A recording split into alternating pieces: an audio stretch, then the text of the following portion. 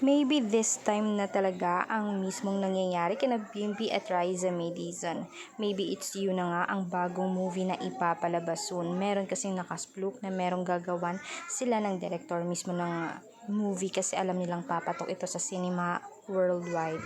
Kasi nga naman ngayon palang marami na ang nagre-request na sana ay bigyan sila mismo ng tambalang dalawa. Bigyan sila mismo ng nag-iisang moment kung saan ay love team talaga silang dalawa. Ang galing, ang gaan mismo sabi ng direktor.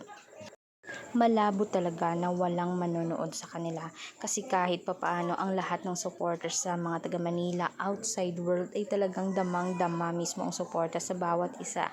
Maraming suporta si Riza maging si Bimbi. Ang Aquino family ay talaga namang nasurpresa din sa balita at talagang excited sa movie na ipapalabas.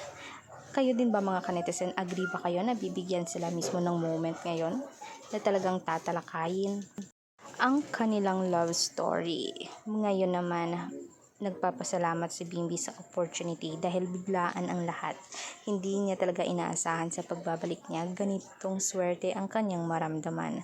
Ang lahat ng first na nangyari sa kanya ay bumalik din mismo sa GMA or mga kapamilya niya sa Itbulaga. Agree ba kayo dito mga kanetizen? Comment niyo nga at huwag kalimutan mag-like, subscribe, and tap the notification bell. Salamat po!